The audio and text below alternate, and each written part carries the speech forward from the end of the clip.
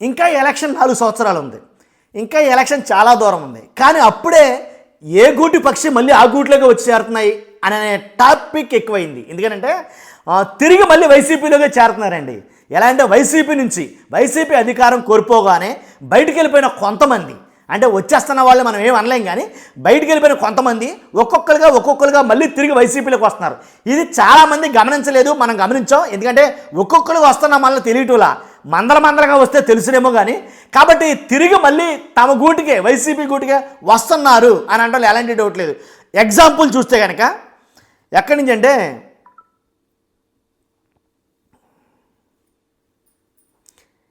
ప్రొద్దుటూరు.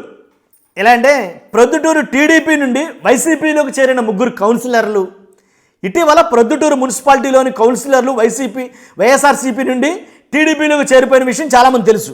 వారిలో ఈరోజు 3 కౌన్సిలర్లు తిరిగి సొంతగూటి వైఎస్ఆర్సీపీలో చేరడం చాలా విచిత్రమైన విషయం చెప్పాలా. ఎలాగంటే అధికారంలో ఉన్న పక్కకపోతే అధికారం అక్కడ ఉంది కాబట్టి అక్కడికి వెళ్ళిపోయారు అనుకోవచ్చు. అధికారం కోల్పోయిన పార్టీలోకి తిరిగి రిటర్న్ వస్తున్నారంటే కొంచెం ఆలోచించాల్సిన విషయమే.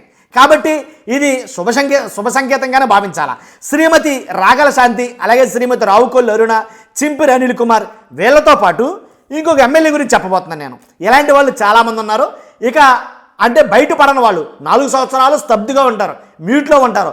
4 సంవత్సరాలు అయ్యిందిరా అనేసరికి అప్పుడు ఊపందుకుంటాయి యువతల పక్కకు దోకటాలో. ఉమ్మడి అనంతపురంలోని ఓ నియోజకవర్గంలో ఎమ్మెల్యేగా ఉన్న నియోజకవర్గం ఏముంది నమ్మకం, రాయదుర్గం మాజీ ఎమ్మెల్యే కాపు రామచంద్రారెడ్డి, ప్రస్తుతానికి బీజేపీలో ఉన్నాడు. ఈయన మరలా తిరిగి వైసీపీలోకి రావడానికి ప్రయత్నాలు పావులైతే కడుపుతున్నాడు. దాంట్లో ఎలాంటి డౌట్ లేదు. వచ్చేస్తాడా అంటే కనుక ఏమో, అంటే ప్రస్తుతానికి అయితే అధికారం లేదు కాబట్టి కొంతకాలం ఆగి రావచ్చు. మొత్తానికి రావడానికి అయితే సంసిద్ధుడయ్యాడు.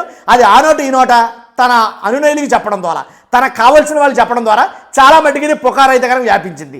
కాబట్టి కాపు రామచంద్రారెడ్డి లాంటి వాళ్ళు చాలామంది అయితే ఉన్నారు. వాళ్ళు గోడ మీద పెళ్ళిళ్ళలాగా ఉన్నారు ప్రస్తుతానికి. కాకపోతే అవసరమైతే ఏ టైంలో అయినా దూకేయచ్చు. కాబట్టి ఇలాంటి వాళ్ళు అంటే వైసీపీలోకి తిరిగి రావడం అంటే చాలా కష్టతరమైన విషయం. ఎలాంటి టైంలో, ఎలాగా నయానో భయానో వైసీపీలో ఉన్న వాళ్ళ మీద చాలామంది కేసులు అయితే కనుక జరుగుతున్నాయి. అలాగే మాట్లాడితే చాలు అరెస్టులు అన్నారు, కదిలితే చాలు ఇంకేం లేదు వేరే రకంగా మాట్లాడతారు.